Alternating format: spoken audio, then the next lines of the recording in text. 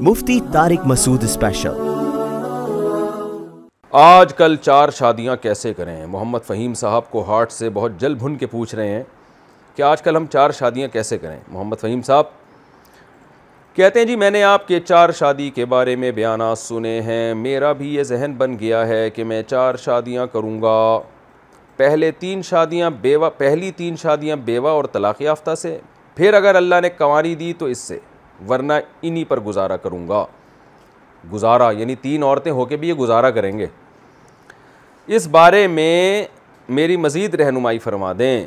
محمد فہیم کوہاٹ صاحب آپ بہت مشکل سے گزارا کریں گے، آپ کی 3 شادیاں ہو جائیں گی۔ تو جو ایک والے ہیں وہ کیا کہیں گے؟ وہ کہیں گے ہم تو پھر قحط کی حالت میں ہیں اس وقت۔ تو آپ نے کا جو یہ جذبہ ہے نا، کہہ رہے ہیں کہ میں نے بیانات سنے، میرا ذہن بن گیا کہ میں 4 شادیاں کروں گا، پہلی 3 شادیاں بیوہ اور طلاق یافتہ سے، پھر اگر اللہ نے کنواری دی تو اس سے۔ اس بارے میں میری مزید رہنمائی فرمائیں۔ رہنمائی فرمانے کی ضرورت ہی نہیں ہے، بہترین کام کر رہے ہیں آپ، اللہ آپ کو توفیق دے۔ البتہ یہ جو آپ نے کہا میں گزارا کروں گا، یہ لفظ آپ ہٹا دیں۔ 3 پہ گزارا نہیں ہوتا، 3 میں تو آدمی بڑے مزے سے زندگی گزرتی ہے۔ 3 بیویاں ہیں، ہاں وہ الگ اس کی ٹینشنیں شادیوں کی، وہ تو سب کے ساتھ ہی ہوتی ہیں، وہ آپ کے ساتھ بھی ہو سکتی ہیں۔ اللہ تعالیٰ آپ کو استقامت دے۔ تو آپ نے کرنا یہ ہے، رہنمائی فرما دیں نا، رہنمائی یہ ہے کہ پہلی شادی آپ بیوہ یا طلاق یافتہ سے کریں، اور غریب لڑکی تلاش کریں اگر آپ کو اللہ نے مالی حیثیت کم دی ہے۔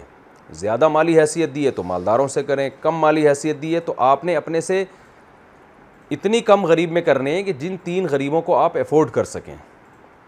یعنی ایسا نہ ہو کہ آپ کی آمدن 50,000 ہیں اور آپ جس طلاق یافتہ سے شادی کر رہے ہیں اس کے ابا کی آمدن 1 لاکھ تھی، تو وہ ایک طلاق یافتہ ہی آپ کے لیے ہیڈک بن جائے گی، آپ اس کا نان نفقہ نہیں اٹھا سکتے، پھر دوسری کریں گے کیسے آپ؟ تو آپ نے کرنا یہ ہے کہ اگر آپ کی منتھلی ارننگ 50,000 ہے تو آپ نے شروع سے ذہن یہ بنانا ہے کہ میں نے ایسی 4 لے کر آنی ہیں جن کے باپ کی منتھلی ارننگ 10 یا 15,000 روپے، تاکہ وہ چاروں کے حقوق آپ ادا کر سکیں۔ اور کیونکہ غریب لڑکی آرام سے گزارا کرے گی، مالدار آپ کی اس تنخواہ میں گزارا کر نہیں سکتی۔ اور اگر آپ کی تنخواہ 1 لاکھ ہے تو پھر آپ اسی حساب سے معیار بنائیں، اور اگر آپ 1 کروڑ روپے کماتے ہیں، اللہ کرے ایسا ہی ہو، حلال کماتے ہو 1 کروڑ روپے، تو پھر آپ اس حساب سے رشتے تلاش کریں۔ تو پہلا پوائنٹ تو یہ نوٹ کر لیں آپ۔ نمبر 2، دوسرا کام آپ نے یہ کرنا ہے کہ یہ دماغ سے نکال دیں کہ 3 یا 4 کو ایک ہی جگہ آپ نے رکھنا ہے، کیونکہ اگر آپ نے 3 یا 4 یا دونوں کو ایک ہی جگہ رکھنا ہے تو پھر آپ اپنے لیے کوئی الگ گھر بنا لیں، پھر آپ وہاں نہیں رہ سکتے۔ یا پھر اپنے لیے اچھا سا کوئی ہیلمٹ آپ تیار کر رکھیں۔ تو دوسرا کام آپ نے کیا کرنا ہے کہ الگ الگ رکھنے کا دماغ میں رکھیں۔ بے شک رینٹ پہ گھر لے لیں آپ، غریب لڑکی کم رینٹ والے گھر پہ بھی رہنے پہ آمادہ ہو جاتی ہے۔ تیسرا کام آپ نے یہ کرنا ہے کہ طلاق یافتہ یا بیوہ سے جب آپ شادی کریں گے تو صرف اتنا کافی نہیں ہے کہ طلاق یافتہ یا بیوہ ہے تو بس ٹھا کر کے کر لی۔ بہت سے لوگ یہ کر رہے ہوتے ہیں کہ بس ہم نے چونکہ کسی کا گھر بسانا ہے تو جو رشتہ آ گیا بس کر لینی ہے ہم نے۔ ایسا نہیں ہے، کیونکہ زوجہ کے ساتھ بہرحال زندگی گزارنی ہوتی ہے، محبت کرنی ہوتی ہے، اور قرآن نے بھی کہا ہے فَانْكِحُوا مَا طَابَ لَكُمْ، ان عورتوں سے نکاح کرو جو تمہیں پسند آئیں۔ تو طلاق یافتہ بیوہ میں اتنا ضرور ہو کہ آپ اس کو ایک دفعہ دیکھیں، اگر آپ کی رغبت اس طرف مائل ہو رہی ہے، کچھ سمجھ میں آ رہی ہے تو نکاح کریں۔ صرف گھر بسانے کے لیے جب آدمی شادی کرتا ہے اور بیوی کی طرف طبیعت مائل نہیں ہوتی تو پھر بعد میں بڑے مسائل ہوتے ہیں، انسان محبت نہیں دے پاتا اس کو۔ تو میں یہ نہیں کہہ رہا کہ کم عمر سے کریں یا بہت خوبصورت سے کریں، بعض یہ بھی ممکن ہے کہ کوئی خاتون آپ سے عمر میں زیادہ ہو لیکن آپ کو وہ اچھی لگے، سمجھ میں آئے تو بھی کریں۔ ان نخروں میں نہ پڑیں کہ عمر اتنی ہو یا عمر زیادہ ہو یا قوم کون سی ہے، ان چیزوں میں نہ پڑیں۔ ما طاب لکم، قرآن کہہ رہا ہے جس کی طرف تمہاری رغبت ہو۔ بعض دفعہ غیر قوم میں کرنے میں رغبت ہوتی ہے، تو یہ سب چیزیں۔ اور چوتھی بات اس کا آپ نے، یہ میں آپ کو اتنی تفصیل سے ریکارڈ کروا رہا ہوں کہ یہ صرف آپ کے دل کی آواز نہیں ہے، بہت سارے لوگوں کو اس بارے میں رہنمائی چاہیے۔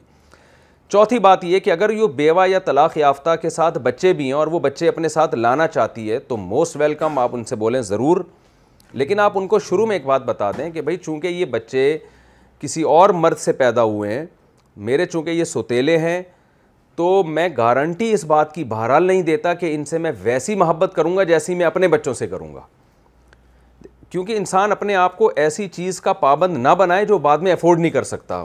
ایسے کیسز ہمارے سامنے آئے ہیں، مرد نے جوش میں آ کے کہہ دیا کہ تم بچے لے آؤ اور میں ان سے وہی ٹوٹ کے محبت کروں گا جو میں اپنے بچوں سے کروں گا، بعد میں ہو نہیں پاتی آدمی سے، پھر گھروں میں لڑائیاں ہوتی ہیں، اختلاف ہوتے ہیں اور طلاقیں ہوتی ہیں۔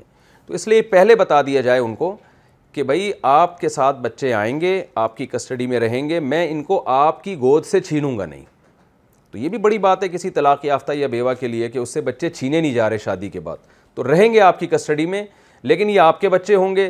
مجھ سے جتنی محبت میں دے سکا ضرور دوں گا, اور کوشش کریں پوری محبت دیں ان کو, کوشش تو پوری کریں, لیکن ایگریمنٹ نہ کریں ایسا کوئی, بعد میں اس کے بڑے نقصانات ہوتے ہیں.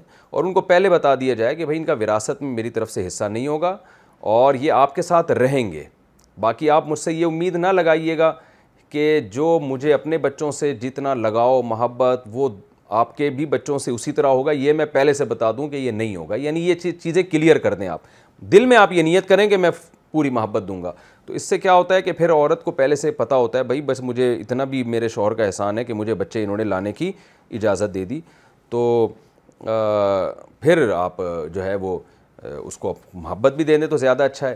خرچے کے بارے میں بھی پہلے سے طے کر لیں آپ کہ بھئی یہ بچے آپ لے کر تو آ رہی ہو اپنے ساتھ, تو ان پہ خرچہ کون کرے گا. اگر آپ نے خرچہ اٹھانا ہے تو بہت اچھی بات ہے, نہیں اٹھانا تو پہلے سے کلیئر کر دیں کہ بھئی میں 1 روپیہ بھی خرچ نہیں کر سکتا, میں افورڈ نہیں کر سکتا, تو خرچہ ان پہ میں نہیں کروں گا, بلکہ خرچہ ان کے باپ سے لیا جائے یا ان کی وراثت سے یا ان کے جو ددیال ہے جو بھی ہے جہاں سے لیا جائے. تو میں جو ہے خرچہ افورڈ نہیں کر سکتا, صرف آپ کو بچے ساتھ لانے کی اجازت ہوگی. اور اگر افورڈ کر سکتے ہیں تو 100 دفعہ آپ خرچہ اٹھائیں ان کا بھی, یہ تو بہت بڑی ایک بہت ثواب کی بات ہو جائے گی. تو یہ مطلب یہ ہے کہ ساری باتیں بالکل 2 اور 2 4 کی طرح پہلے کلیئر کر کے کریں, ورنہ لینے کے دینے پڑ جائیں گے. آپ گھر بسانے کے لیے شادی کر رہے ہوگے اور وہ گھر بسنے کے بجائے ایک دفعہ طلاق ہوئی ہے, عورت کو دوبارہ بھی طلاق ہی ہونی ہے پھر. تو یہ ایسا کام نہیں کرنا چاہیے جوش میں آ کے جس کے بعد میں نتائج غلط ثابت ہوں. مفتی طارق مسعود اسپیشل.